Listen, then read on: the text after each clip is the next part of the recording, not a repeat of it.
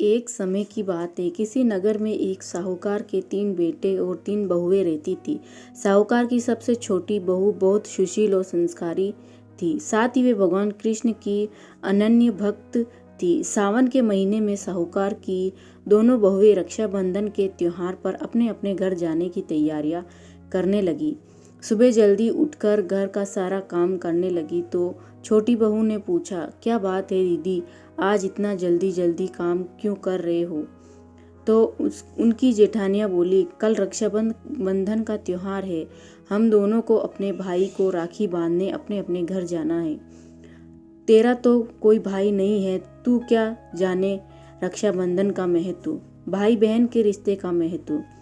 छोटी बहू को ये बात बहुत बुरी लगी और वे भगवान कृष्ण के प्रतिमा के पास खड़ी होकर खूब रोई और बोली, यदि मेरा कोई भाई होता तो आज मैं भी अपने घर जाती। अगले दिन रक्षाबंधन का त्योहार था। सुबह सुबह उसके घर उसके दूर के रिश्ते का एक भाई आया और आकर साहूकार से बोला, ये मेरी बहन है, मैं इसके दूर के रिश्ते का भाई हूँ और मैं रक्षाबंधन के त्योहार पर इसको अपने घर ले जाने आया हूँ।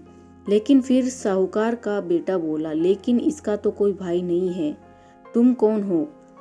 उसके समझाने पर साहूकार और उसका बेटा मान गया और छोटी बहू को उसके साथ भेजने के लिए तैयार हो गए। परंतु छोटी बहू के पति के मन में कुछ शंका थी। वे बोला, आप इसे ले तो जाइए, लेकिन इसे वापस लेने में खुद आऊंगा। ऐसा कहकर उसको उसके भाई के साथ भेज दिया।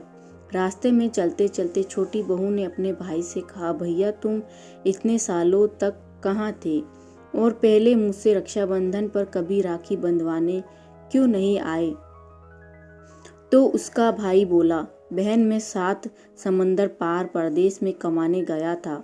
अब वे दोनों अपने घर पहुंचे तो घर में भाभी ने अपनी ननंद का स्वागत किया, खूब आवभगत की और उन्होंने रक्षाबंधन का त्योहार मनाया। ऐसे ही हंसी खुशी समय बीत गया और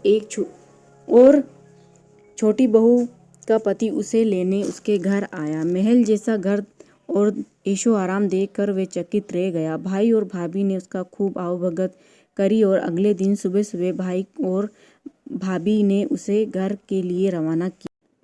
विदा करते समय उसे खूब सोना चांदी हीरे दिए। थोड़ी दूर जाने पर छोटी बहू का पति बोला, अरे मैं गलती से अपना कुर्ता वही भूल आया हूँ। तब वह बोली, कोई बात नहीं, आपका कुर्ता तो पुराना था, इतनी दूर वापस जाएंगे तो घर जाते समय अंधेरा हो जाएगा। लेकिन उसका पति बोला, नहीं, मैं वापस जाकर अपना कुर्ता ले ही आता हूँ। ऐसा कहकर वे दोनों अपने भाई के घर वापस गए। जैसे ही भाई के घर के पास पहुंचे तो उन्होंने देखा भाई के महल जैसे घर के जगह पीपल का एक पेड़ और उस पेड़ पर छोटी बहू के पति का कुर्ता टंगा है। ये देखकर वे बहुत नाराज हुआ और अपनी पत्नी से बोला, ये क्या काला जादू है? कौन था वो जो तेरा भाई बनकर तुझे यहाँ लेकर आया था? मुझे तो शुरू से ही शक था, इसलिए मैं तुझे लेने आया था, बता कौन था?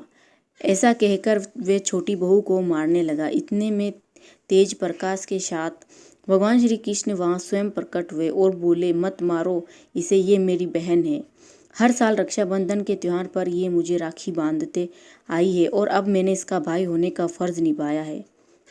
इसे मैंने अपनी बहना माना है। छोटी बहू और उसका पति हाथ जोड़कर श्री कृष्ण के चरणों में गिर गए और फिर सब खुशी से रहने लगे। दोस्तों, ये कहानी कैसी लगी?